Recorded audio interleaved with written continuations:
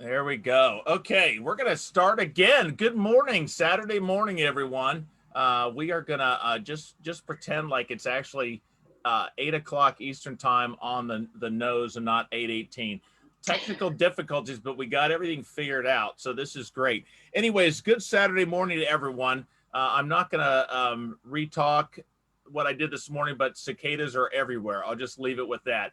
But we do have a great guest from Northern Kentucky that I'm going to bring on, and we have a Kezia and Peggy are going to kind of take the reins and have the conversation. I've been told grab some coffee and turn your mic off and shut up, Jeff, which is great because I actually just I want to listen to Debbie here. So I am going to real quick bring everyone in. Good to see all of you. And Debbie, how you doing? Doing awesome. Yeah, good morning. Good morning. Good morning. Doing Peggy, great. how are you? I'm fine now that I know my instructions have been received to shut up and turn off. I feel the love too. Ketsia, good morning. How are you? Good morning. I am well, thank you. How's Pretty the weather? miserable. How's Pretty how's the gray. weather about in Canada right now? I am not in Canada, Jeff, but the weather in south central Pennsylvania it's Yeah, gray. it's you, it's miserable. you still sound Canadian all the time. But Yeah. anyways, all right. Well, I'm gonna tell hand the reins over to the three of you. But Debbie, it's so great to have you here. Very Thank you excited for about having me. your story, your bio. Wow, unbelievable. So Thank you for thanks for having me. sharing that this morning. So Yeah. I'll talk to y'all soon. Thanks, Jeff. Thanks, Jeff. Debbie, hi. I'm so excited that you're here, Oh, and the world of sobriety just keeps on giving. It's so nice to be able to, bring you on here. Ketty and I are love to work together, and I knew that you'd just be perfect with us. So I'm not thank going to you. go into a lot of detail. I just want to start with you and just tell us about yourself. And we know your bio, so we'll kind of pitch in when with some extra questions. But we just want you to just go for it. Okay. Well, thank you for having me. Seriously. Mhm. Okay, so I did not grow up as a drinker, did not go to college as a partier. Um, got married and just kind of started living life. Was good. And then let's see, like 14 years or so after, yeah, well, I won't get into that yet. I got divorced basically after 14 and a half years of marriage. But before that, my older daughter, who's now 19, got really, really sick. And just overnight went from perfectly healthy to she had aplastic anemia, which is when your bone marrow stops functioning. So literally overnight, she went from a healthy 7-year old to we were in pediatric hematology oncology unit. So I spent 160 nights with her in the hospital, on and off. Like we would be in for 7 weeks, home for 5 days, just very in and out of the hospital. She had 2 treatments, actually treated at the NIH, the National Institutes of Health, which now everybody's heard of, but before the pandemic, not everybody knew the NIH. But so she was treated there and is now healthy and in remission and the picture of health, which was my prayer. But that experience, and then just life's difficulties.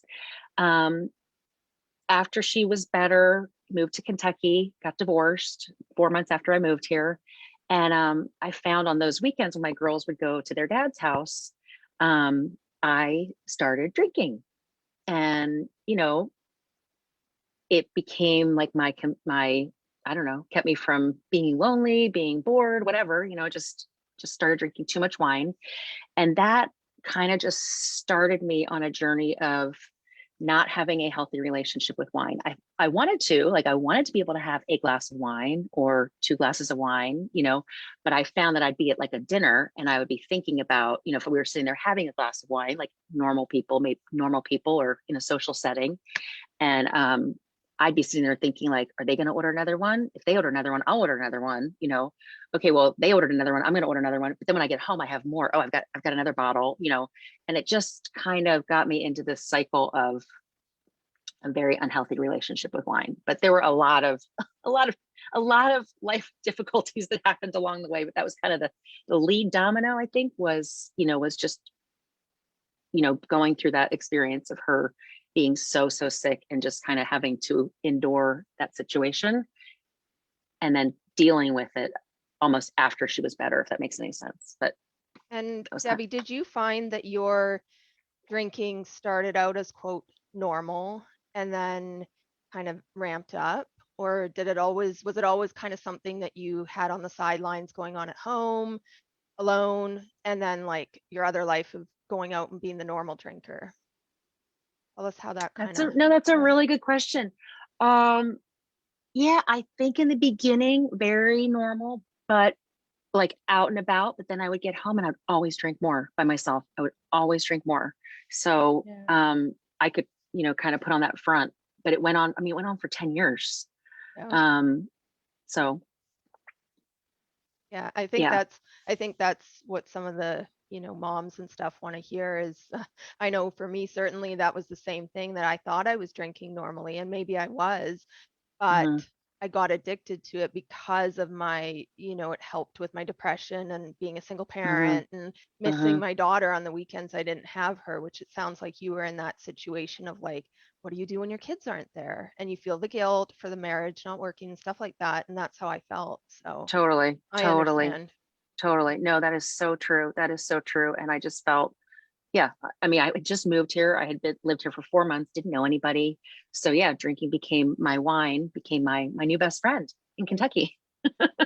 So, but yeah, I think there is that. No, what's that? Sorry. Kezia talked a little bit yesterday in our meeting about how there actually are very, a few people in the community that struggle with that move, right? Going from a place where everyone and then nobody. And wine for a lot of people became their best friend at that time. So we're actually gonna do a show on it later. So that's very interesting. Yeah. And it's funny because I can literally remember like a decade ago when I was talking on the phone with a friend of mine who lived out in California where we had lived at the time. And her son had actually been sick. That's how we got to know each other, was on the pediatric oncology unit. But I remember saying to her, like, I think I'm drinking too much. I remember saying that to her. And she was like, oh, you don't have a problem. You don't have a problem, because nobody saw what was going on, and I was like, I felt like I wasn't at AA, but that was at the time, 10 years ago. I was just like, I was like, I don't think I'm an alcoholic, but something's not right. Something is not right. I'm drinking too much, but I didn't know where to turn. I didn't know who to talk to. And I just felt like there wasn't anybody to share it with. And I was embarrassed. I was embarrassed that I was, a mom who volunteered, who was on the PTA. I was embarrassed that, I was waking up with a hangover, that I was waking up with a headache every day, that I would wake up at 3 a.m. and feel like absolute garbage. And then by 3 o'clock, I'd be thinking, okay, so 2 more hours and I can start pouring my wine, Oh. So can you hear me still? Yeah, perfect. Yeah. Okay. Sorry.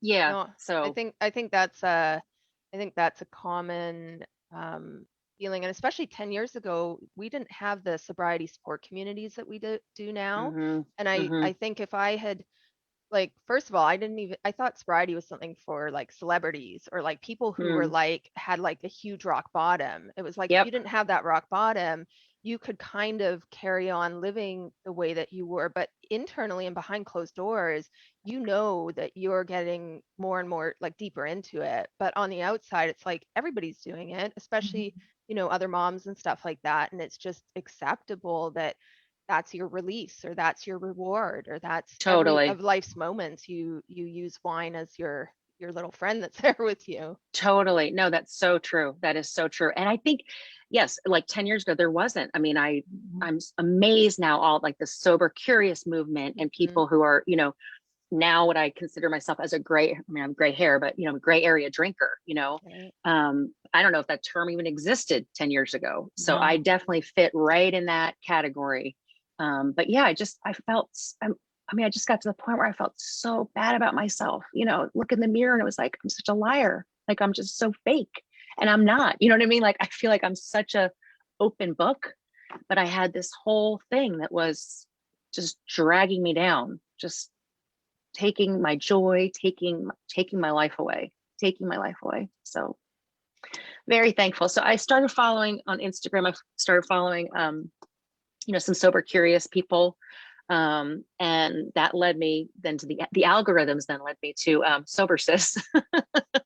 And that was the program that I actually signed up for. I didn't do any of like her pre-work or whatever in December of this last year. I was of 2020, because when the pandemic hit, I mean, I don't know about you guys, I wasn't really worried about Clorox wipes. I was like, I need to get wine.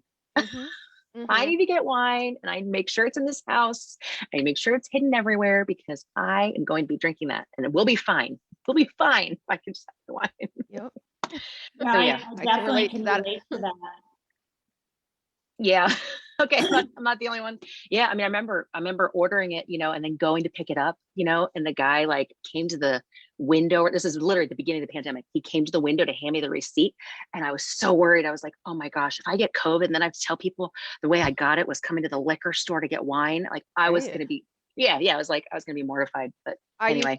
I would get it delivered during the pandemic. So then the guy started to get to know me, because there's only a couple of delivery drivers. They'd be like, hey, happy birthday. And I'm like, oh my gosh. Oh like, my gosh. Really? Yeah. Order groceries, You're like, add on the liquor. Yeah. We didn't really have anything like that. We don't in California. We don't, the delivery and the drive up window kind of thing didn't really happen. So, I would go to a different checkout stand every night, or and I would buy congratulation cards and wine bags that cost more than the wine. Because of course the clerk was really worried about my wine consumption at the time, right? So and my husband just read some of my things I'm writing, and he was blown away by the deceit, not the secrecy, in a really actually understanding way now, where it was not understanding before. But what you said was it just hit home so much. I turned into a lying machine. I was a lying machine, and I had so much cognitive dissonance. I hated myself. I hated every part of myself. I can see a picture now, and I'm older than you guys, but I can see a picture of myself, and I erased every picture I had. Right. Like if there was a picture, I deleted it. There was no picture of me, because I hated myself. And I could see the same pictures now, 2 years later, and go, well, that's not bad for a woman her age, So it's because I do love myself now, but I hated myself. When you said something about, I remember Paul coming home and saying, hey, you want a glass of wine? And I opened up a bottle like it was my first one. I already drank a bottle of wine before, right? Yep. And one glass of wine would put me over. Same. Where I turned into a crazy woman. So same. Yeah. How did you find Sober Sis on the algorithm kind of thing? That's what so I think because I started following, some sober curious people and stuff. And it's funny, I followed this one girl. She's just a mom in England, and she just shared her journey, and she's just sharing her journey. And I just was like, wow, okay. She's like getting her life back, and she was walking and doing, getting her steps in every day. And it was so encouraging to me. Like, here's just a normal mom, who has turned her life around. But I think because I started following people like that, that was how I started seeing like sponsored ads, or Sober Sis started showing up on my feed or whatever, and on Facebook.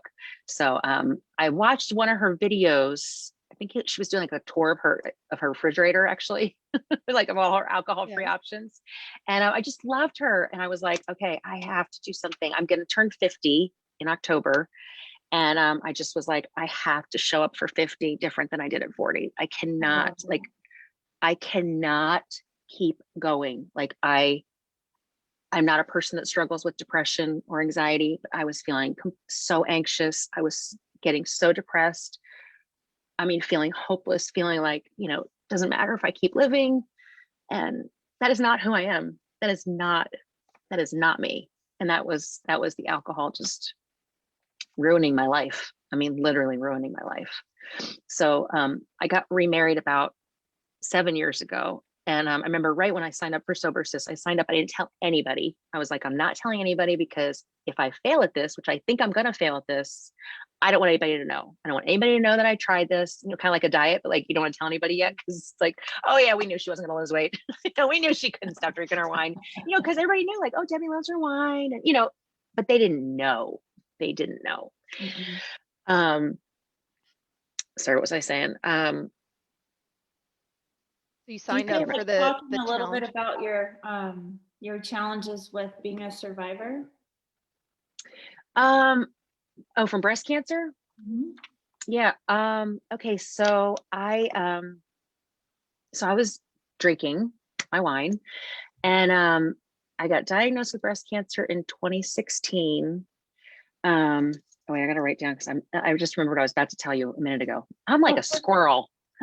Welcome to my world. We're squirrel sisters. I'm so sorry. I'm so sorry. Okay. So I got diagnosed with breast cancer in 2016. I'm sure my drinking, my wine contributed to it. I mean, I've, you know, like, what do they tell you? You know, alcohol contributes to breast cancer. Well, it definitely did for me. And you would think chemo would stop me. No, I mean, I spent the week, you know, I had chemo every 3 weeks. And for the first week after, I'd be really sick or whatever, but then I'd be feeling better, you know. In fact, it's like ridiculous. Showed up for my reconstruction surgery with a hangover. I remember the surgeon asking me, because he had told me, like, you know, don't drink for 2 weeks before your surgery. Oh, okay. So literally I'm sitting there, he's, you know, checking me in or whatever for the marking me and everything for the surgery. And he asked me, you know, have you had any alcohol? I probably reeked of wine. And I was like, oh no, nope, nothing, zero, nothing. I mean, I just lied right to his face. I'm sure I smell it all over me. But I did not realize it's like a smoker, you know, they walk by you, they don't realize they smell like smoke. Like I did not realize, like, you know, the wine breath, there's like nothing you can do to get rid of it. That's a great comparison. You right? literally think that you're so covert, and it's like it's like oozing out of my pores, you know. Yeah. So that was in 2016, and then 3 weeks after I had a double mastectomy. 3 weeks after that, my mom, who had dementia, she passed away. And then 11 months after that, my dad had come out here to visit me. My dad grew up in St. Louis. So I was like, I told him, let's go to St. Louis, because it's like a 4-hour drive from where I live. And I said, let's go to St. Louis and show me where you grew up. And my dad was 80. And we went out to St. Louis, and he was going to show me his high school. And the first night in the hotel, he passed away in his sleep at the hotel. I mean, like, so within like a year, you know, your breast cancer, chemo, reconstruction, lost both my parents, it was just a lot of things that I just then continued to try to numb myself from the pain of that. But and I have a question. Were you, through all of that, were you seeing a therapist? Were you talking to anybody about, you know, how you're handling things, or were you trying to do it all on your own? That's a really good question. I did see somebody when I was going through my divorce. I did see somebody, and then when I was going through breast cancer, the place where I was treated actually had like a on-site, like a psychologist or psychiatrist, I'm not sure who, but a counselor that I actually did sit with, and that was really, really helpful to do that. And that really helped me work through, you know, just the loss of my parents. And I don't know if you ever worked through it, but you know what I mean? Like just kind of dealing with it. That's a lot. I mean, that just listening to that, that's a lot that you were holding, you know. I think anyone can say that, you know, when stuff like that happens, you're not necessarily thinking with the right head that you would normally think with. Totally. No, I and think when that's so true. when something can take away that pain that you're feeling, you know, that acute pain that you're feeling, maybe it doesn't work in the long term, but in the short term it sure does, where you're not having to deal with those emotions right then. The next morning you're like, oh, I'm not going to do it again. Then, like you said earlier, you said by 3 p.m. you're thinking, okay, I'm good now. The wine witch comes out, and and it starts again on that wheel, and then Yeah. I'll just then have you a get caught glass. in it, right? Yeah, I'll just And have then a you get caught glass. up. Yep. One glass. Who? None of us ever just had one glass. Every time. So I promised myself, I just one glass. Yeah. But that cognitive dissonance, like I was totally I was not the same person. Yeah. But I think, one thing that I really learned through the Sober Sis program was, and I just hadn't realized it, like you were saying, like that it helped me deal with, or I thought it was helping me deal with the pain. It helped me numb out from the pain, the difficulties of life. But it also was numbing my joy. It was numbing all the good that is in my life. And there's so much good, and it was just stealing, it was robbing me of all my joy. So anyway, I'm genuinely a very happy person. Like I was at a seminar a couple weeks ago, and the speaker gave us all his book. And what is it? It says like, I think it's like how to become the most joyful person you know. I'm like, I already am. I don't need your book. Like, I love that. No, I mean, I just agree with that so much, Debbie. I totally agree with that. I think when I read in your bio that you're the glass is half full kind of person. I've always been that way. Even, things that happened to me. Oh, well, I still have this, I lost a child, but I have 3 children now. So I needed to go through that. So I have what I have now. But it's that I'm okay. Everything's fine here. Nothing to see. That sort of builds up in you. And we know that social pain registers in our brain in the same way physical pain does. It's the same concept in your brain. And when we talk about a broken heart, that's really true. We feel that pain. But we as women, I think we just sort of like, I'm okay. We're fine. There's, I'm going to deal with it until the tipping point. And you had so much happen to you. Let me ask you, how was Larry with you, your husband? How was he through all of this? It's funny. The thing I wrote down was Larry, because that was what I was going to start talking to you about. So I'm glad you asked. You're reading my mind over there, Peggy. Okay, so I got married 7 years ago. My Match.com sweetheart, Larry, and so you can meet wonderful people in Match. For anybody looking, I met my husband on Instagram, so I'm in the that's same kind of thing. Awesome. That's so awesome. Yes, I love it. I mean, right, 20 years ago, like internet, hookups or whatever, whatever you want to call it, connections, internet. I mean, here we all are from the internet, right? Anyway, yes. So the virtual world. Okay, so when I signed up for Sober Sis, I remember I didn't tell anybody. I didn't tell Larry. And one of the things that I felt like I have to do this was, Larry was 45 when we got married. He had never been married before because he wanted to get married once. He did not want to, he'd seen a lot of friends get married and unmarried. And he's such a good person that I just felt like he does not deserve me to be, living this life, this wine life back here, I don't deserve that. He doesn't deserve that, and that's not the person he married. Ironically, he owns sports bars. So, I don't know, but he's not a drinker at all. I mean, he like if we are out with friends or whatever, he'll have a drink. But I mean, I think it's probably been 5 years since he came home and had a beer at the house. I mean, even when we go out, like he'll order unsweet iced tea. It's not even on his mind. Where I was always like, oh, if he gets a drink, I'm getting a drink. It was like, or if you go to. So interesting how a lot of us end up with husbands or partners who don't really drink or who can take it or leave it. And we're, drinking a bottle of wine in the closet before work or whatever. So totally. Yeah. If he would go to bed early, or if he'd fall asleep first, I'd be like, oh, sweet. Now I can party, now I can finish that bottle, open up another one. Yeah. So but and then I did obviously share with him at this point, but so at the end of my 21-day reset, I actually did share with him that I had done the program and really just how life-changing the program has been for me. What was his reaction? I mean, was he shocked that you, quote, thought you had a problem, or how did he react to that? It's funny, he he was like, what did he say to me? He said, yeah, I did notice like sometimes you'd have a heavy pour. He called it heavy pour. It's like, yeah, that and a few more, that maybe you weren't seeing. So, yeah, very surprised. I mean, surprised, but definitely, just saw how moved I was and how affected I was by sharing with him the program and how much it had meant to me, just how life changing it's been. So sorry.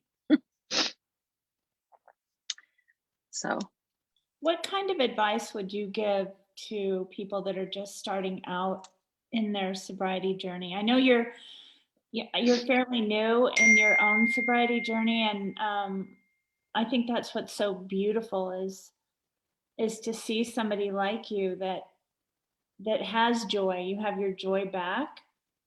totally. And, but what would you say to other people? I think like,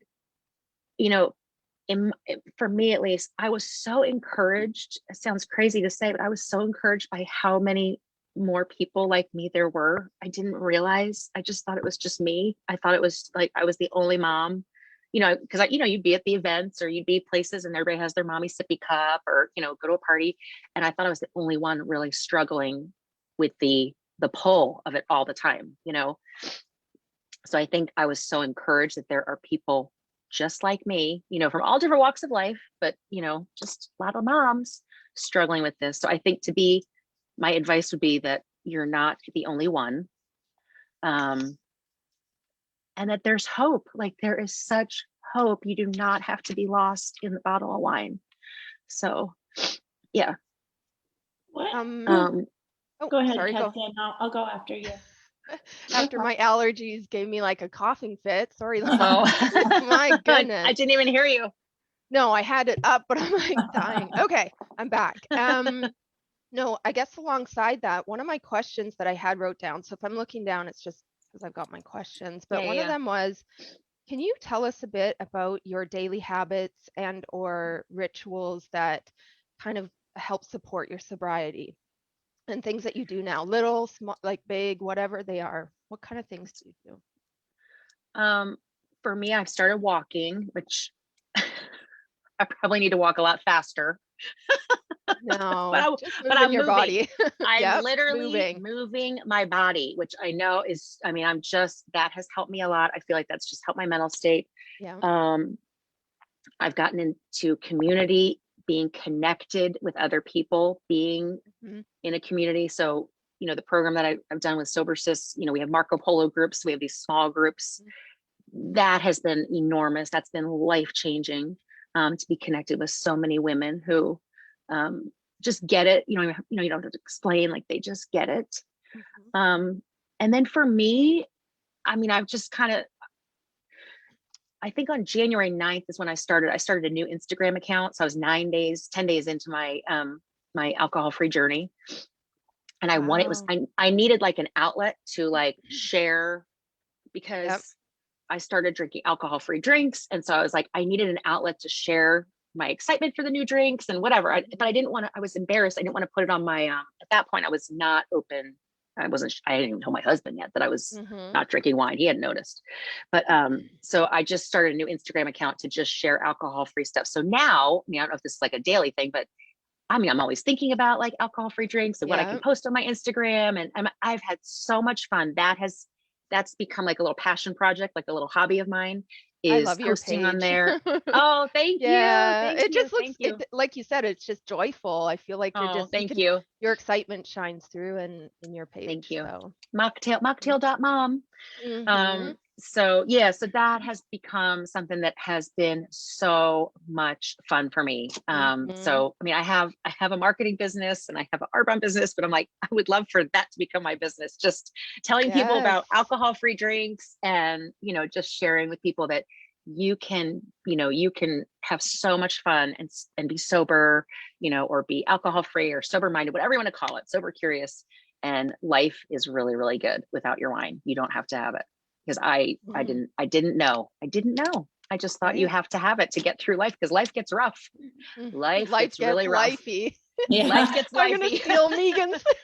Sorry, Yes. Megan, if you're listening. Life is gets very rough. lifey is in my book. I Um, love Love that. it. I love Life that. gets lifey. so many people, Ketsi and I, just so you know, and I think I've talked to you about it too, we're involved in the Luckiest Club, which is Laura McCowan's program. So I'm kind of, I have a lot of programs behind me, That's believe awesome. me. That's Mhm. awesome. 100 programs behind me. And a lot of the women in there are really worried about how to talk to their kids, their younger kids about alcohol. And I'm wondering, have you talked to Lily and Hannah, and how does that go? Or is that something you're going to talk to them in the future about? And, just tell me about that. That's a really good question. So ironically, now they both follow me on Instagram. So it's like, oh my gosh. Well, and Lily's in a lot of my videos. She'll come in with me, and she's hysterical. So if you haven't seen her in the videos, I mean, she's like the star of the show her. there. Yeah, I love her. She's so much fun. But she loves some of the drinks. Like she really gets into it. So but Hannah is in college. Hannah just finished her first year in college. So she's had some wine experiences of her own. Actually, Lily found 2 empty bottles, and said, "Mom, I found your bottles." And I was like, "Those aren't my bottles." Anyway, they were Hannah's bottles from her birthday, apparently from some party at college. But I've been very open with them that I am now not drinking wine, alcohol free. I haven't shared, and I don't share as much. On my Instagram page, I just talk about how I'm just a girl that liked wine, but I haven't gotten into I haven't told them that I was, buying 2 bottles and bringing one in the house and leaving one in the car, and, swapping bottles in and out and stuff, but I will at some point. But for right now, they know. Lily says what did she say? She says, "You're like a non-alcoholic mom," because I have so many alcohol-free drinks in this house right now. Like I have alcohol-free wine. That. Yeah, she's like, "If our house gets raided, Mom," which I don't know why our house would get raided. She's like, "If our house gets raided, they're going to think you're an alcoholic until they see it all says alcohol free." I love that. It's so good. All the pretty bottles that are cute. non-alcohol. So cute. Yeah, non-alcohol. But really, it's been so fun. And that has been one of the best parts about going alcohol free is like, literally I could open up a bottle of Mingle and pour in, and Lily loves to drink out of a wine glass. She drinks chocolate milk out of a bourbon glass. I mean, like this girl loves her glasses, it's hysterical. She'll literally say chocolate milk. She'll be like, "Can I get a bourbon glass?" Like, wow, you live in Kentucky. You're raising the kids in Kentucky when they're asking for a bourbon glass or their chocolate milk. But it's been really fun to just share the drinks with them and not have to hide it, or not be embarrassed that I'm pouring another glass. Drink up, Lil. Have the whole bottle if you want. Yeah. So. Wow. I think that's great, is you involving them. I think there's a lot of stigma behind how we get into recovery, especially as women and as moms. And there's a lot of shame still, for me, even to this day, shame around some of the things that happened while I was actively drinking. And my daughter's 6.5, but even she remembers some of the stuff, which I guess is why I feel some of the shame. But by the same token, she now knows that Mommy doesn't have those cans in the fridge anymore, or that, vodka in the freezer or whatever. And she knows that I don't just randomly fall asleep, in the middle of the afternoon anymore. Just little things that we can be present for them and just really be that role model and that support network, especially raising, daughters and stuff like that. So I think it's so important. Totally. And to be present, like you were saying, I mean, I look at some pictures of like Lil and I together, like we went on a trip together. They have a fall break here in Kentucky, which I'd never heard of anywhere else in the country, but you move here and they have fall break. So we went to Florida in October, and I look at some of the pictures and I'm like, oh, I was drunk. We're at the little place we were staying or whatever, and taking selfies together. So yeah. I look back at those pictures and I remember what I was doing. So yeah, very thankful. I guess that kind of goes along with one of my other questions was, what does your support network look like now? You've talked about your husband's support, your daughters. Does your extended family know that you're doing this? His family, anything like that? His family know, but I mean, and they're like the nicest people, like the Cleavers, like they are the nicest people. But I mean, literally, like his mom's never cursed. Like she's just the sweetest person ever. Oh my gosh. But Oh, yeah, no, love they it. don't know. They don't know. But they're not on social media. They don't even have a cell phone. So like it's fine. Mhm, Um, mhm. but my older sister, I have two sisters. I'm the middle of three girls. And my older sister knows, and she was one of the first people I did tell, but didn't tell her how bad things were. It was just like, I just need to take a Mm, break from wine. I just need a little break from, I just was drinking too much wine. And then my younger sister, she lives out in Arizona, and I was actually out there for my 100 days of sobriety, and oh, celebrated that out there. But I didn't even tell her. I just anyway didn't say anything. But she knows now, so she failed me. Ironically, I saw that she followed me on Instagram, and I was like, oh well, I guess she knows now. But that's okay. I mean, Oh, I have definitely become way more open about it. I mean, now like on my profile on Facebook, like I have my Instagram account. Like now I'm like, I want to share it because I just feel like I cannot believe the burden I was dragging around with me, mhm. dragging around that was dragging me down. And I just, you don't have to live that way. And I want to be an encouragement to people. Like, you do not have to live that way anymore. You can be free. You can be What free. And like you were saying, Peggy, like there's so many different programs, so many different avenues to find support or find connection and get better. what Yeah, advice? my What? So, mom had oh, a pretty significant problem with alcohol, and I know she's just looking down and going, "Oh my God, I Oh, wish I had Annie Grace. I wish I had Laura McCowan. I wish I had Sober Sis. I wish I met yeah, Jen." I mean, I really yeah. do feel that connection with her. And she was such an avid reader and such a really alcohol Mm, was an issue for her, but she was so mm, avant-garde about everything, about social uh, issues and and again, I'm a social worker, so I see this. How are we going to bring this to the mm-hmm, parents that I have in child welfare, right? Like, this is this mm, connection, which is the opposite of addiction, mm, is that's sort of my passion, to spread this all around. Ketsia, what were you mm. going to say? no, I was just gonna say, what advice would you give to someone else who is struggling the way that you were before you got to this last day one, and what would you say to somebody who thinks that they're alone in this or who doesn't know what to do? Mm. There's something that you would tell them or something that helps you if you look back now? I mean, I just go back to like, I really had no idea that so many people were struggling with this. I really thought I was the only one. And when I joined Sober Sis and got put into her private Facebook group, and there were, I think at that point in January, there were like 10,000 women or something. I mean, I couldn't believe it. Like, where have all these Right. people been? I didn't know you. Where? I didn't know. I thought I was the only one. So I think just to know, like, you are not alone. You are not the only one. Everything you're doing that you think nobody else is doing, other people have done. You know, For you're not sure. the only one. You're not the only one. Who is hiding wine, swapping out wine. I mean, I can remember, like, I would go in the bathtub, to drink my wine. It was like, Mhm. get away from me, family. I need my alone time. I just want to zone out. And I can remember, like, my husband would, like, the dog would need to go out like right before bed. And if he would go and take the dog out, I'd be like, sweet, I'd go refill. It Yeah. was just, I mean, just playing those games. A lot of And mentally exhausting, gymnastics that we do during that time. totally, totally, that is a really, it was mental gymnastics that were just Mhm. completely exhausting. So I feel free. I mean, I feel so free Yeah. now because I'm not Yep. constantly thinking about, whatever. When am I going to start having my wine?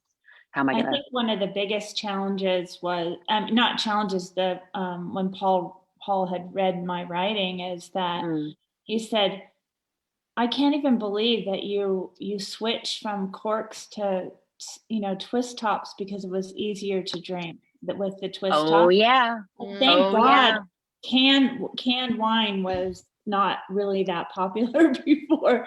And I always felt like, oh, if I go to the box, that's yeah, really yeah. low. That's like, yeah, So yeah. You might as well just put it in a I paper must bag. not be an alcoholic because I haven't hit the box yet, Ugh. you know? Peggy, Yeah, that's so interesting you say that about the screw tops because I have this nice wine opener. I used to, open up the wine, and then it was like, I don't want anybody to see all these corks. I mean, Lily made me she made me an M for Mother's Day 2 years ago with corks, like all hot glued together. Like, what does that tell you that your child, you're 12 years, she's 12 at the time, is making you a gift out of the corks, like that's, she knows, they knew. I probably could have sailed to Hawaii on mine. Oh yeah, so. same. Oh yeah. Those were just the ones I hadn't thrown away. But yeah, I switched to the the screw top bottles. Same thing because it was, and that's how I would shop at the store, was like, which ones are easy to open. Wow. What would you tell your 15-year-old self? What advice would you give your 15-year-old self? Just to be true to yourself, to be to not forget who you are. I think like when I got divorced, I felt such shame about that.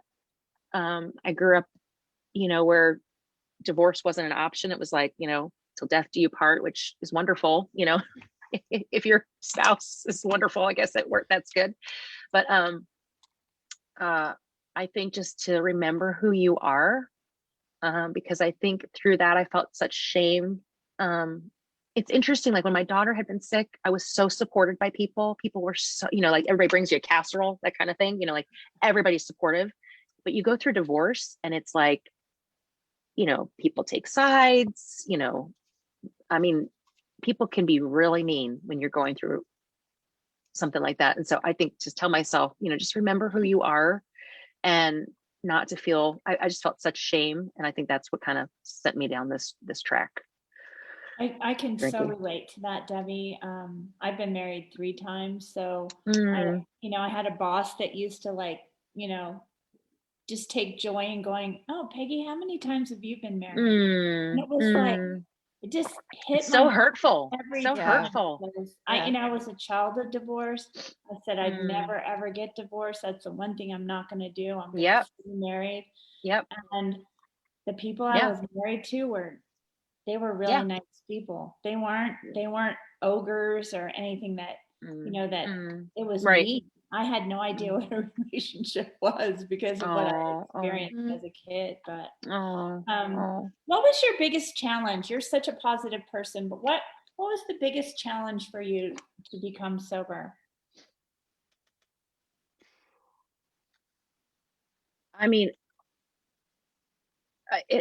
it was just my habit. So like the biggest challenge for me was just like that 5 o'clock hour coming, and it was like, what am I going to do? What am I going to, what am I going to do with all this time? Because I now have probably an extra, 20 hours a week at least, where I'm not 25, 30, that I'm not zoned out. So what am I going to fill that time with? Because that was my habit. How was I going to break that habit? That was definitely the biggest challenge for me, was breaking that habit, I think. I don't know if that answers your question. No, but that's interesting, because I think I'm reading a great book right now that talks about how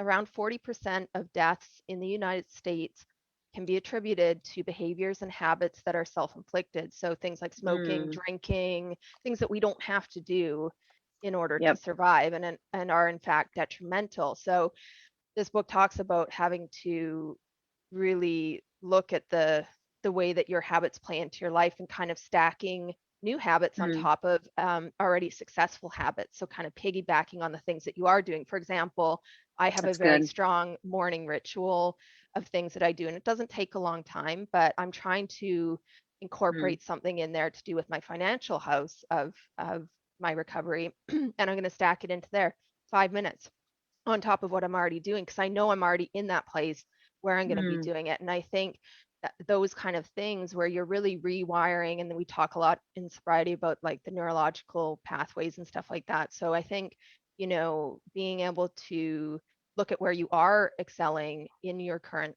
sober self in your life, and really, praising yourself for that, and being like, look, I'm doing a really hard thing. And and being able to play off those successes is kind of key. So Yeah. That Yeah. just, Play that to your just sparked that strengths. when you said that, when you said Mhm. like, it's like, yeah, it was a habit and it took up a lot of time. It's like, I feel like I have so much, I'm into every single book and every single thing now. Like I just have this like veracity for learning and I'm like, Mm, mm. wow. Yeah. Don't you? I mean, I do. I feel like I feel so alive. I Yes. feel so alive. Curious and Yeah. interested Yep. and you can Yep. be Yep. there for people in And a that way I that can you be couldn't there. before. And that I Ugh, could be there. Yep. Because I'm I was a sitting there and shitty I'm with friend. them. Yeah. I was Yeah. a Yeah. shitty friend, a shitty, I thought it was other Mm, people and you blame other people for not being there for you and for letting you down when you're the so common true. denominator. And it doesn't mean you're a Mm, bad person. right. You were a Right. sick Yep. person at the time, Yep. Yep. No, that's so true. That's so true. No, I feel so, I can't even tell you. I haven't really lost any weight, but I feel like I've lost like 1,000,000 pounds. So Yeah, off your back. yep. Right. Yeah. Yeah. Yeah. Is I love there that. is there anything that that we haven't asked you? Is there something else that you might want people to know that we haven't asked you? I don't know. I mean, I've just had so much fun kind of exploring the world of alcohol-free options and sharing those. And I started going through that mocktail. You guys ordered that mocktail party book. I don't know if you guys drink mocktails, but I oh yeah, saw yeah, that yeah. book. Yeah. So on Monday nights on my Instagram now, I'm going through that. We're like using a recipe from that book, and I started something called Making Friends and Mocktails. Love that. So I'm gonna have a Love guest on. that. So yeah, so last week I had a girl on who I met on Instagram. Just a girl that I follow who's on a sober journey. She just had 100 days, and she was my guest. And literally, so we just make a mocktail together from the recipe from that book, and just have a girls chat and get to know each other. And so this week, Monday night, I'm having on Carrie, who's one of the authors of Oh, Mocktail Party. She's gonna be my guest.